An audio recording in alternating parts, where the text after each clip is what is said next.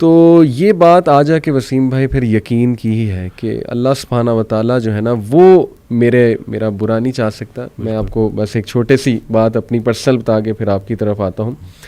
ابھی پچھلے چند ماہ پہلے کی بات ہے. ویسے ہی کبھی کبھی آپ کو پتہ ہے بندہ ڈاؤن ہو جاتا ہے. تو میری وائف کے بارے میں تھوڑا پریشان تھا کسی وجہ سے. تو میں کافی پریشان نظر آ رہا تھا. تو انہوں نے مجھ سے ایک بات کی. انہوں نے کہا کہ آپ بہت پریشان لگ رہے ہیں. میں نے کہا جی بس آپ کی وجہ سے ظاہر ہے کچھ ہیلتھ ایشوز وغیرہ جو بھی ہے آپ کو پتہ ہے چلتے رہتی ہیں یہ چیزیں. تو میں تھوڑا پریشان ہو گیا. تو انہوں نے ایک بات کی, اتنا اسٹرانگ جملہ وسیم بھائی کہ میرے رونگٹے کھڑے ہو گئے ان کا یہ جملہ سن کے. شی سیڈ کہ دیکھیں آپ اس لیے پریشان ہیں نا بیکاز یو لو می, آپ مجھ سے پیار کرتے ہیں. تو شی سیڈ کہ آپ سے زیادہ پیار مجھ سے اللہ کرتا ہے. سبحان اللہ. تو یہ بات ہمیشہ یاد رکھیں کہ اگر یہ کچھ آیا ہے اللہ کی طرف سے نا تو یہ اس میں خیر ہی ہے اللہ کی طرف سے. تو اس سینٹینس نے مجھے اتنی تقویت دی وسیم بھائی کہ واقعی دیکھیں ہم اپنے چاہنے والوں سے کتنا پیار کر سکتے ہیں. ایک حد تک اللہ انفائنائٹ ٹائمز ہم سے زیادہ جو ہے نا اپنی مخلوق سے پیار. تو کیسے اللہ ایک بندے کو ڈسٹروائے کر سکتا ہے؟ کیسے اللہ سبحانہ تعالیٰ ایک بندے کو سفر ہوتے دیکھ سکتا ہے؟ پاسبل ہی نہیں. بے شک. میں اکثر یہ بات کرتا ہوں کہ اخلاقیات میں الہیات کو شامل کرنا ہے. ابھی اخلاق میں تو ہر کوئی ایک دوسرے کے ساتھ اچھا ہوتا ہے انسانی سطح پہ, لیکن جب آپ اللہ کو بیچ میں لے آتے ہو تو آپ کے سارے مسئلے ٹھیک ہو جاتے ہیں. تو یہی ہے کہ یہ بھی اللہ کا بڑا کرم ہے کہ ہم سفر ہم خیال ہو جائے.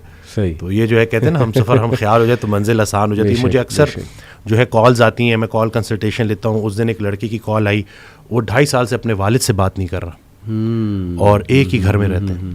تو میں نے اس کو کہا کہ تمہاری دعاؤں کا سارا ذخیرہ تمہارے والد کے پاس ہے.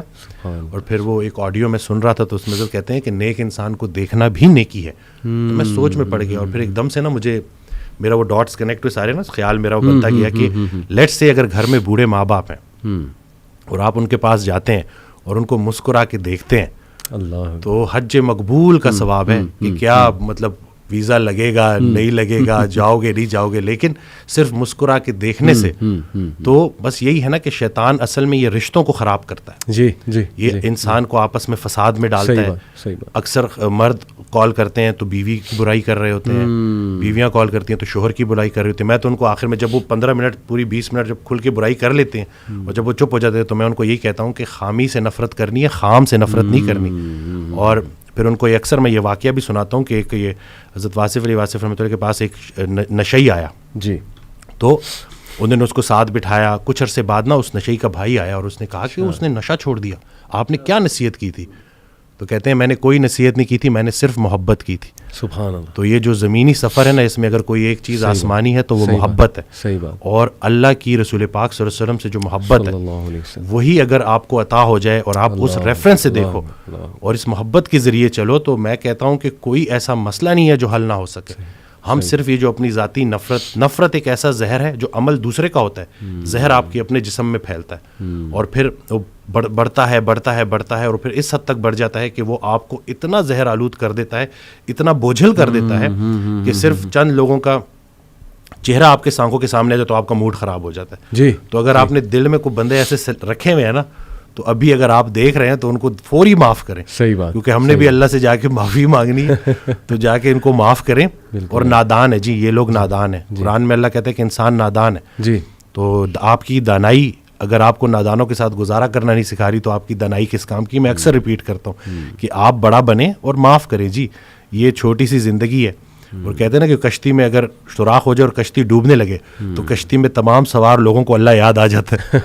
تو کشتی گزر رہی ہے, زندگی چلی جا رہی ہے اور گزرتی جا رہی ہے.